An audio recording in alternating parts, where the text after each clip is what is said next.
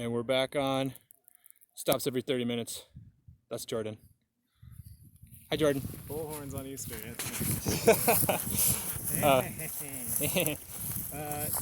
So I think like in all these essentially if you ran like a bajillion simulations or something like that, like I think you'd keep arriving at the same thing. And I sort of think like years from now, if we survive all this stuff, that's kind of like what's going to happen. That if you just said like what's the best way forward, just period, you would just get there.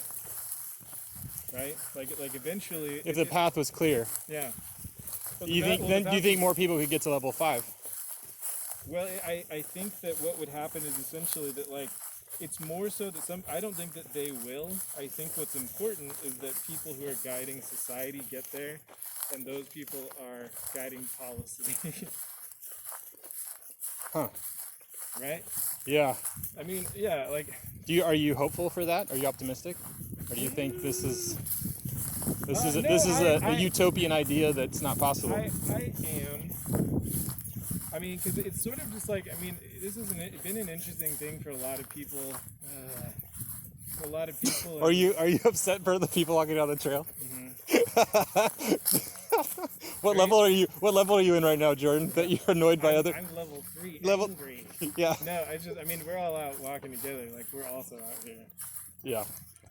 I mean, so it's been interesting in these statistics kind of a thing. We're just like, look at those numbers going up, a little bit down, geez. Going up. So I think like right now is a very dark time for our country.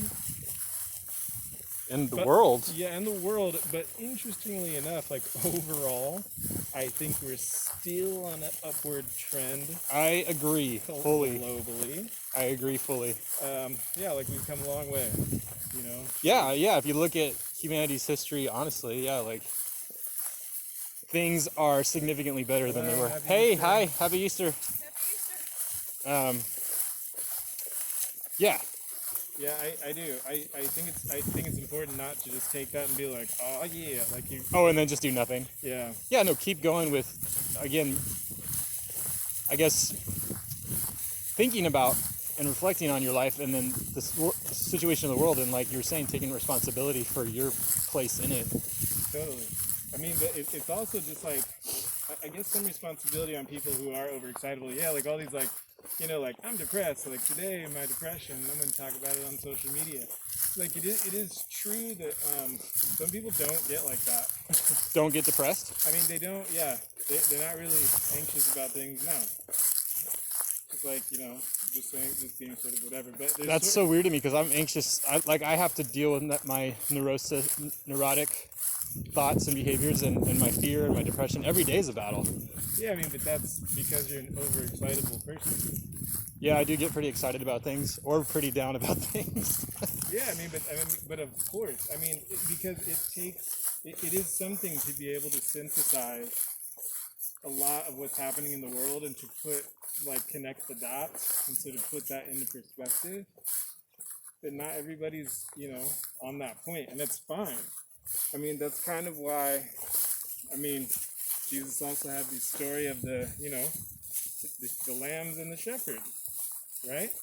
There's going to be some people who are just kicking it and living, which is totally legit.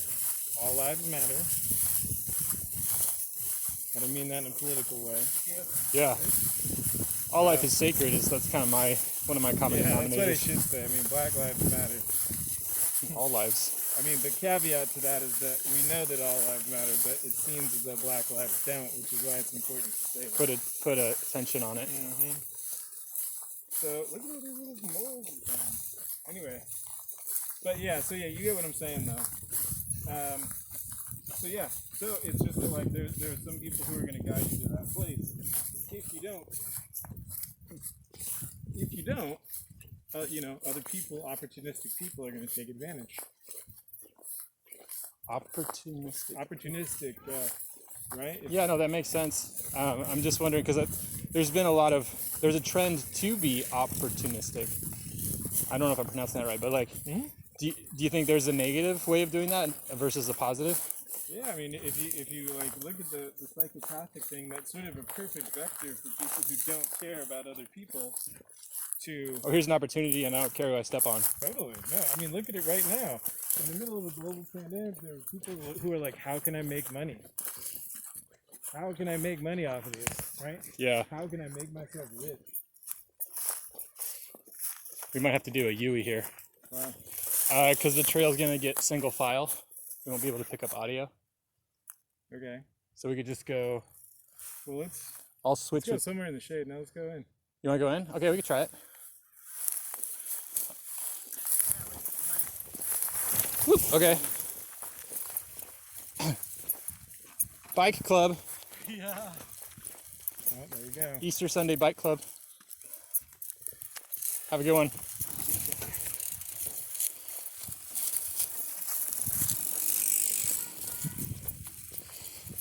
Yeah, I mean it's sort of it's a weird way. It's sort of this like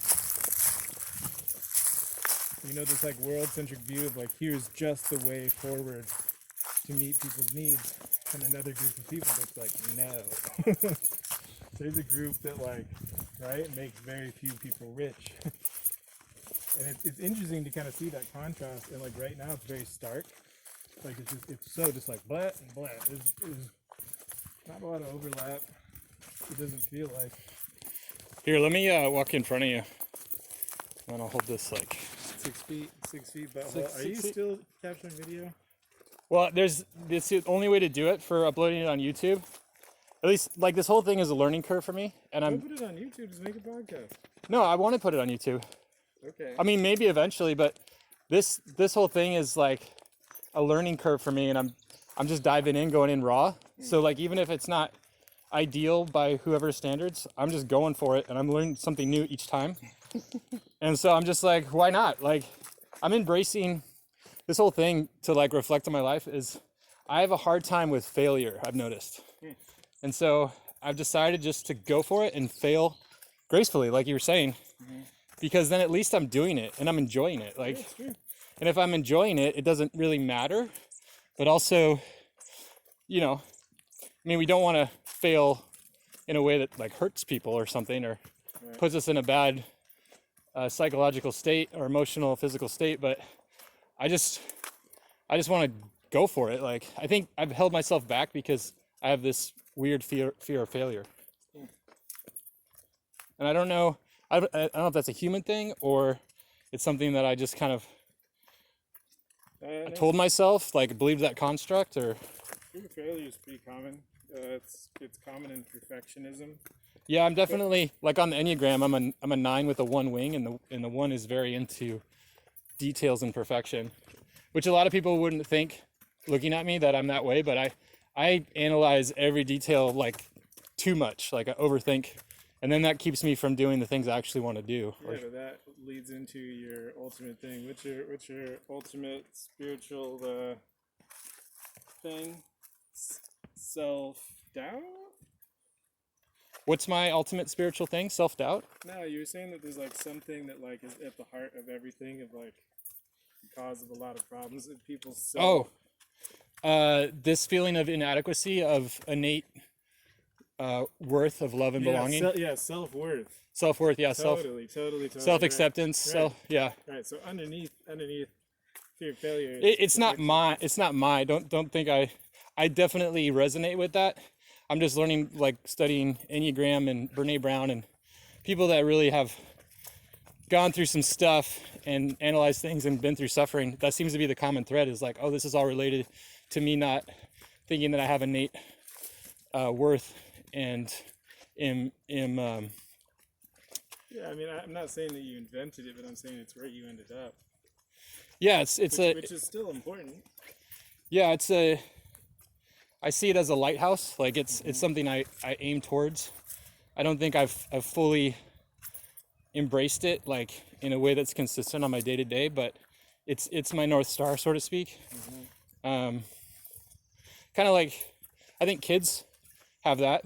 Like they're comfortable in their own skin, and they don't even really think about self-compassion, or do I have innate worth? Yeah, no. We lose that somewhere as we grow up, I think, and then it's kind of a tragedy, but maybe it's just part of the cycle of.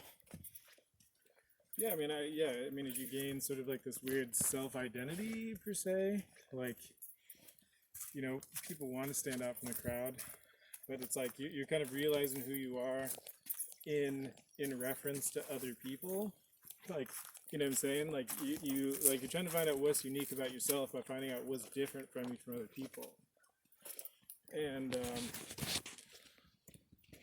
yeah, it's interesting because in some parts, like, you're largely the same, or at least you seem or feel largely the same. Kids in high school, but you're really not. If you were to just literal go. Well, that's the thing with the snowflake, right? Like, the snowflake mentality gets a bad rap. It's like, you're not special. But I think there's yeah, it's also people's being both. Well, I think there's truth on both. There's a truth and a truth, and then the truth. There's my truth, there's your truth, and then there's the truth. And I think it's a yes and, in that, yeah, I'm not special in that I'm better or worse than anybody else, but I'm special in that I have a unique expression to offer, and everybody else has a unique expression to offer. And that's where we find joy in life. Like, when we really get to experience each other on that level. To me, that's heaven. Like, I think if I had $1 million or didn't have to worry about this or that, how would I want to spend my time? It would be having as many experiences in that space as possible.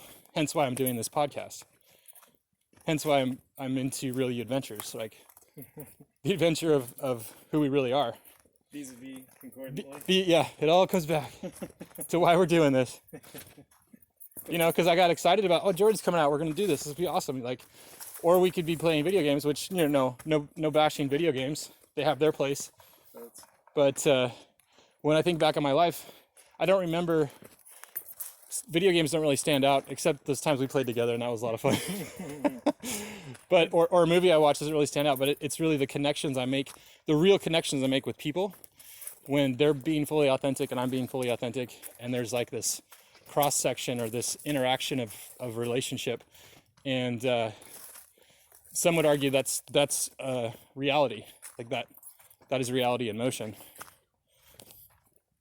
And everything else is just kind of stagnation. Or us in an eddy, like in a river. Sure. It's sort of difficult, but again, you sort of approach this ideal of why it's so hard for people to go from level 2 to level 3, right? Yeah. Because on the one hand, it's like, right, doing that stuff's pretty cool, but like, there's this authenticity. But then people's mind drifting towards like, oh my god, like, what if I never did any of that stuff and I only ever did like authentic stuff all the time? And it weirds people out. Yeah, it can be a lonely road. Totally, and it is. That's why it's called the Dark Night of the Soul. Yeah, but then you got to navigate loneliness. that can be overwhelming, because we're social creatures. So how do you? Because I remember when I was in my young 20s, I basically committed social suicide with the way I believed I should be in the world. Like, I only owned 2 pairs of clothes. Everything I owned you could fit in a box. I biked everywhere. I wanted to live in Alaska. To me, that it didn't make sense. The systems in place, right? And so all my friends at the time were like, "You're weird." But isn't it funny? Go away. How like you're still like the same dude. Am I? Totally. Well, I think I'm a little. You're a dude that everything you own fits in a car. Okay. And you live in that car, and you own clothes that you can work in and live in. And dance in. Right. I try to make them efficient. Plus a tanuki suit. Well, I'm a little more integrated though into the culture. Like, I'm learning there. I think there's a sweet spot, right? Like, I can't be completely living on my own in the wilderness, like a desert monk, which a lot of, I guess, mystic monks find serenity in. But I think that's a calling, and I don't think I have that calling to its fullest. I think I'm supposed to live in the middle, right? The middle way, kind of. But that can be very overwhelming. Sure. Because that's a lot of variables to calculate. Like, how do I be in society but not of society? Because I get lonely. I don't like being lonely. I like people, except me. Don't you ever get lonely?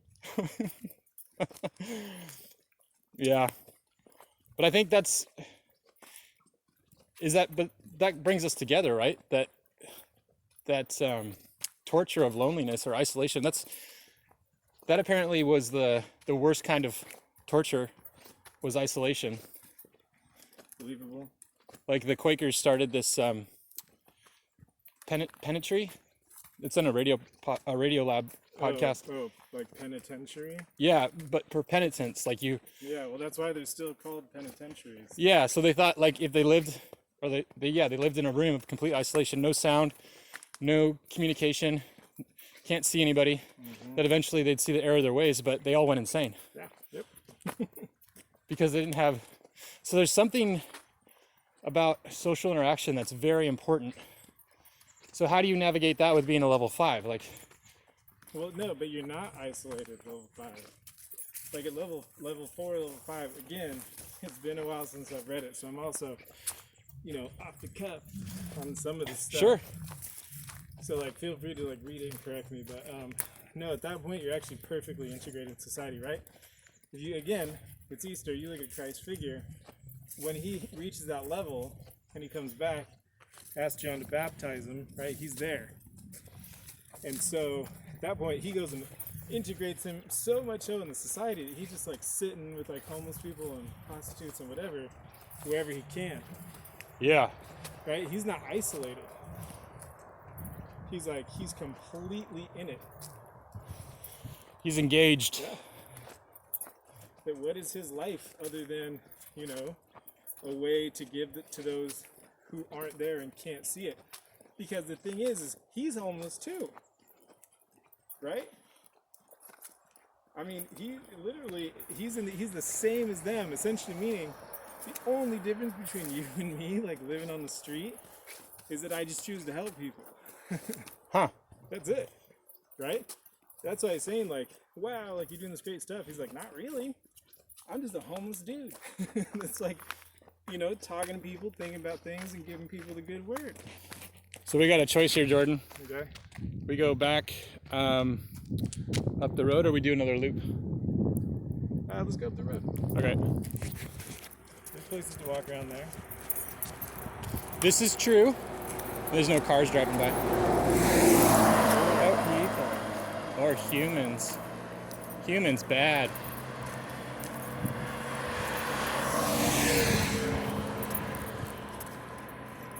Glad you're here, man. Same, dude. It's nice to see where you're at. I always think back on our conversations, and they're inspiring to me. Yeah, same. Sometimes it's hard to stay in contact with people over such a long period of time. But I think for us it's been pretty simple. Yeah, we just pick up where we left off. I think being able to pick up where you left off is sort of, once you stop being able to do that, you just kind of quit being buddies. Yeah. What are you trying to say? That we can still do that. We can still be buddies? And we're still together. Well, what I like about you is I think it's important to have friends that are objective with you. Like I can't blow smoke, right? Like, you know me so well that you can kind of keep me in check if I'm not being authentic, or if I'm pursuing something or going down a road that's destructive or egoic, or it's like, really, dude? Really? I think it's important to have friends like that. And then, affirming also, like, hey, you're really good at this. Like, why are you focused on that? And it's like, it's a solid validation of like who I really am. So I appreciate that. Totally. Yeah, that's rare to have. I think that you have a few friends like that in life, probably a few family members too, but I don't think it's common. Oh, do people have that? Well, I don't think it's common in that you get that from a large group of people. I think each person has maybe 2 or 3 or 5 people, their core kind of, cohort, their tribe, I guess, that like are just brutally honest. Ruthless compassion is what the forum or the landmark group calls it. Forget his name. It's this guy who started this workshop. Dang. JP. I was actually gonna do that workshop, but because of the virus, I couldn't go. No way. Yeah, but his big thing is ruthless compassion. Like, I'm compassionate about you, but I'm gonna shatter the stories that you tell yourself that are totally holding you back from going up those levels, right? Right. Yeah.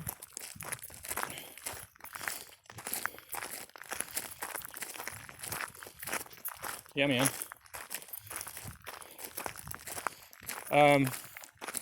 But overall, you're optimistic. Do you think, I kind of feel guilty about how this pandemic has actually benefited me, because I know for a lot of people it's total tragedy.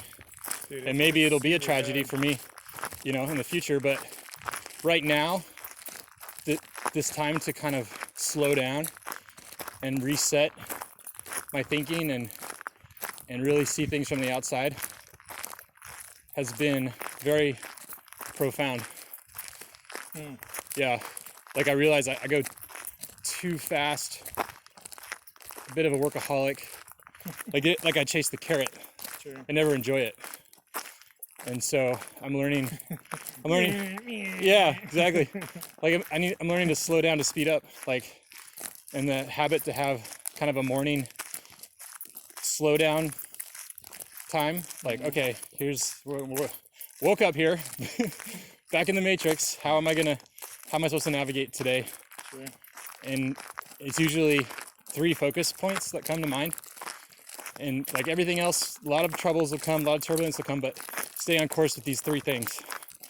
And then somebody said one time, like, life is a day's work, do it well. So do each day well. Kind of, well, like what Jesus said, like each day has enough trouble as its own. Don't worry for tomorrow, because that's tomorrow's worries. Like, just focus on today. So that's why I kind of get upset with myself when I zombie out with a show or with just negative thinking. Like I find I waste so much time with repetitive or negative thinking that doesn't serve me or others. And I'm like really trying to set up thought patterns or habits that can get me out of it. Like my mantra lately has been next. You know what I mean? Like, okay, I'm starting to notice I'm having regret, or I'm starting to think about the past, or beating myself up for failing. It's like, no, next, now what? How do I move forward in this moment now? Next. Totally. And that's been helping me. And then that builds momentum, right? Then I get excited or passionate about a creative outlet or whatever, and then it's like, then I'm just consumed with this fun, creative, enjoyable thing. My mom had an anxiety attack about a year ago. Wow. Pretty bad, and I didn't know who to call. Ghostbusters. So I called my mom, actually, and she, like, I thought I had to go to the hospital. It was like that bad. Wait, hold on. Wait, who had the anxiety attack? Me. Oh, you did? Yeah, I didn't know what to do, so I called my mom, and I could hardly catch my breath, and I was laying down in my van. I was just like freaking out, and she just took me through these breathing techniques and brought me back. That's cool. Yeah, forever grateful for her. And she said she was able to do that because she's been there too, and so she knows kind of the way out, which I think is empathy. It's like, okay, I've been in this hole, let me get down in there with you, and let's both get out together. I forget, why did I say that? Why did I say the anxiety attack? Forget why I brought that up. Oh, good. You're on train. Yeah. Well, overall, you're asking about thinking things are on an upward turn. Oh yeah, optimistic. Optimism, yeah. Yeah. So, how do you envision this playing out? It's kind of interesting that sort of like when the rubber hits the road, like the more disparate we are, like the more separate we are, the worse off we are. Right? Not knowing what each other are doing, thinking, but just like here in the States, like specifically, like I don't know, like you see sort of the impact of being separate and like having different approaches to doing things. But in your ways, like right, there was like one right way to do things. And some people did it, and some people didn't, because we're really divided at the moment, right? I mean, just the idea of like a nation isn't really registering right now, right? Federal things like is sort of meaningless, and it's like, well, you're all on your own, and we're weaker in some ways, but that's also making us realize that, like very strongly, that right, united we stand, divided we fall. As a world. Yeah, I mean, totally. Yeah. I mean, I say just because it's sort of like, you know, written into the creed of our country, that we come from a lot of different backgrounds. We come from, you know, a lot of different places and spaces, and the more that we're together, the better things are. So, I mean, also we realize, you know, things like healthcare being like tied to a job, like 6.5 million people just registered for unemployment, and so they also lost their healthcare benefits. We're just learning very hard lessons, right? So right now it's bad, but on the other side, it has to be better. Because now, instead of people telling you like, well, I don't think it's good, everyone can point to like, remember when it was bad? Yeah. So What'd we learn? yeah, totally. Totally. So it's just like, it's a big dose of truth.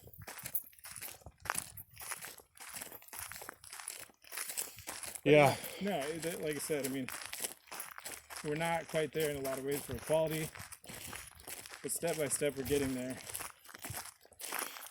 You heard about the idea of the shift of consciousness, I mean, sure. like a higher level of awareness Sure. as a world. Some would say it's not like a one day thing. It's not like, okay, it's a progression over days, but I think it's getting accelerated right now. That's probably a large part due to the internet. Yeah. Yeah, I think yeah. You talk about being connected. Yeah, and for me, I think it's the cure for ignorance. I mean, there's a lot of unhealthy things about it because it's such a new thing, and we as humans don't know how to navigate it quite yet. Sure. But I think ultimately, it's been the cure for ignorance, because more awareness and knowledge is accessible. Might not always be accurate, but look at this. We did like a full hour. Nice. Yeah. So these masks are valuable, huh? I lucked out. Yeah, they look really expensive. You want some? You haven't yet. Yeah. Okay. I think that's it. Thanks, Jordan. Love you, brother. Air hug.